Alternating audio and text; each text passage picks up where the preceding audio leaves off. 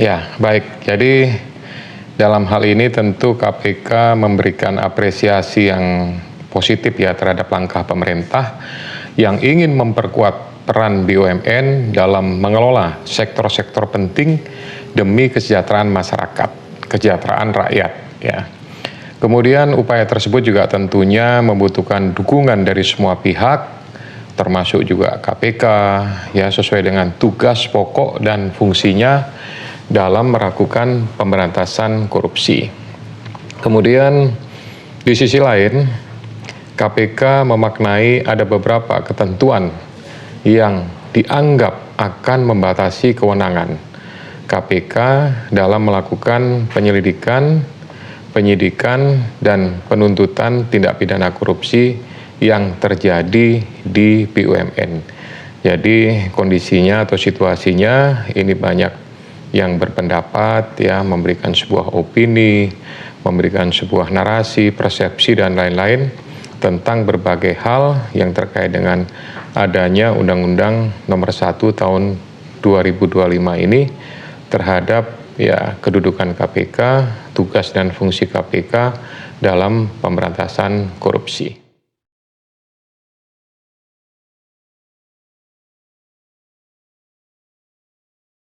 Ya, jadi memang isu itu yang sekarang itu akhir-akhir inilah ya, terkait masalah bahwa status kan ada organ, ada pegawai, kemudian ada direksi, ada dewan komisaris, dan ada dewan pengawas.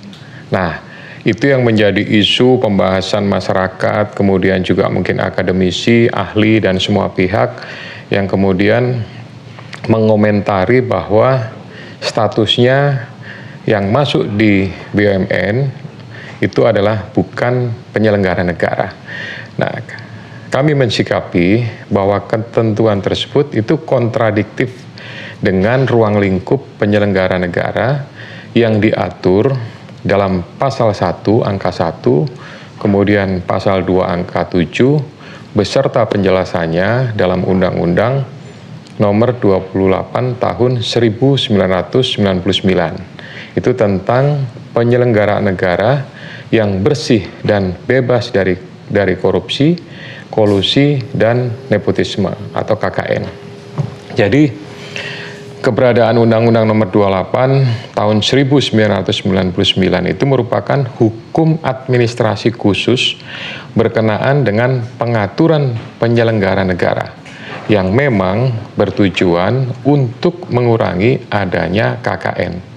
Maka sangat beralasan jika dalam konteks penegakan hukum tindak pidana korupsi berkenaan dengan ketentuan penyelenggara negara, KPK itu berpedoman ya pada Undang-Undang Nomor 28 Tahun 1999.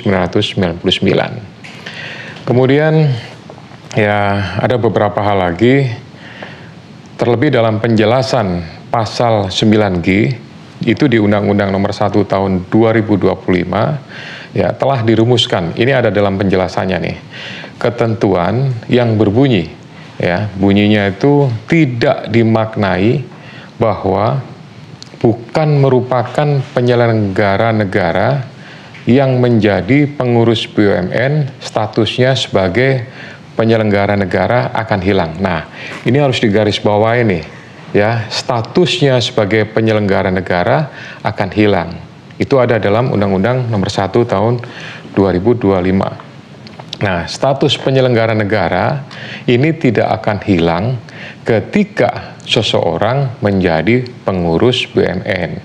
Pengurus itu tadi disebutkan ada direksi, dewan pengawas, ya dewan komisaris, gitu ya.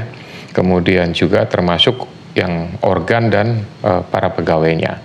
Gitu. Sehingga dengan statusnya sebagai penyelenggara negara, maka direksi, komisaris, pengawas BUMN ini juga harus tetap memiliki kewajiban untuk melaporkan laporan harta kekayaan dan penyelenggara negara atau LHKPN, termasuk juga terkait penerimaan gratifikasi gitu.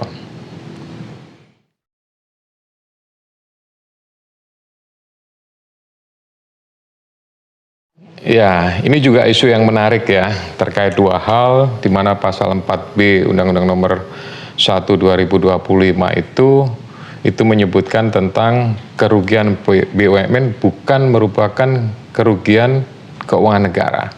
Kemudian yang kedua isunya adalah, ya bukan isu sih sebenarnya ini, karena sudah ada dalam undang-undang ya.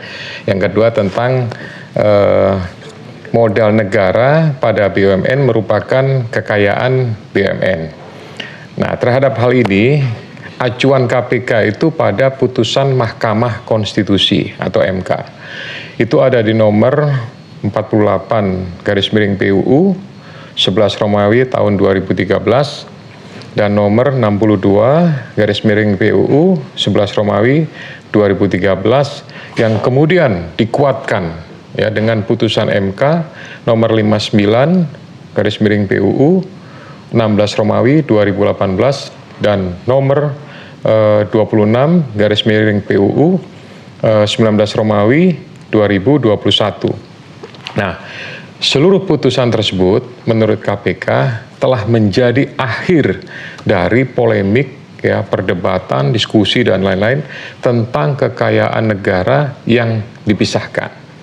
Nah, lewat putusan-putusan tersebut Majelis Hakim Mahkamah Konstitusi telah menyatakan bahwa konstitusionalitas keuangan negara yang dipisahkan itu tetap merupakan bagian dari keuangan negara, termasuk dalam hal ini BUMN yang merupakan derivasi penguasaan negara, sehingga segala pengaturan di bawah undang-undang itu tidak boleh menyimpang dari tafsir konstitusi Mahkamah Konstitusi.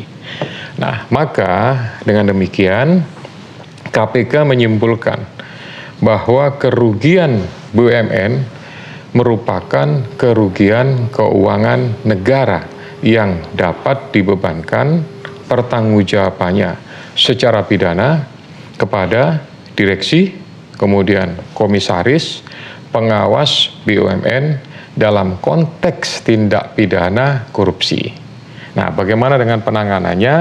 Ya, tentu dapat dilakukan ya sepanjang kerugian keuangan negara yang terjadi di BUMN itu akibat adanya perbuatan melawan hukum, kemudian penyalahgunaan wewenang, ya, kemudian penyimpangan atas prinsip Business Judgment Rule atau BJR. Nah, ini acuannya adalah pasal 3Y dan 9F Undang-Undang Nomor 1 Tahun 2025.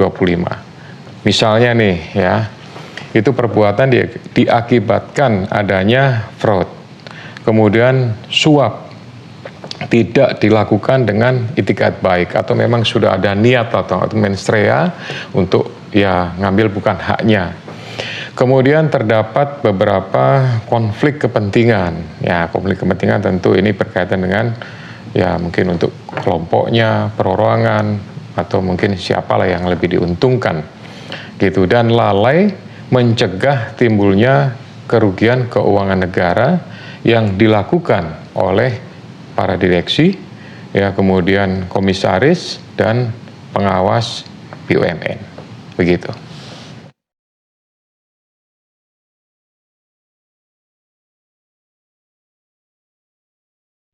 Ya, ini sebuah kesimpulan ya. Kesimpulan yang didasari dari perjalanan proses panjang, ada diskusi, ada FGD, ada kita mendapatkan banyak masukan dari seluruh pegawai, termasuk juga minta dari beberapa pihak eksternal lah gitu ya, secara umum. Ya, kami sampaikan bahwa KPK tetap memiliki kewenangan untuk melakukan penyelidikan, penyidikan, dan penuntutan terhadap tindak pidana korupsi yang dilakukan oleh direksi, kemudian komisaris, pengawas di BUMN. Karena dalam konteks hukum pidana, status mereka tetap sebagai penyelenggara negara. Dan kerugian yang terjadi di BUMN merupakan kerugian negara. Sepanjang terdapat perbuatan melawan hukum, kemudian penyalahgunaan wewenang, penyimpangan atas prinsip Business Judgment Rule atau BJR, ya, hal ini juga sejalan. Ini berdasarkan pasal 11 ayat 1 huruf A dan B Undang-Undang Nomor 19 Tahun 2019 tentang KPK serta putusan Mahkamah Konstitusi Nomor 62/PUU 17 Romawi tahun 2019, di mana kata dan atau dalam pasal tersebut, ya saya ulangi, kata dan kemudian garis miring atau dalam pasal tersebut itu dapat diartikan secara kumulatif maupun alternatif.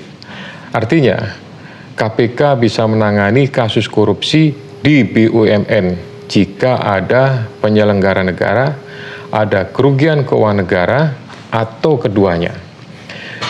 Kemudian KPK juga berpendapat bahwa penegakan hukum atas tindak pidana korupsi di BUMN merupakan upaya untuk mendorong BUMN dalam menerapkan tata kelola perusahaan yang baik. Ya, prinsipnya adalah good corporate governance. Sehingga pengelolaan BUMN sebagai kepanjangan tangan dari negara yang bertujuan untuk sebesar-besarnya kemakmuran rakyat itu dapat tercapai. Demikian. Terima kasih.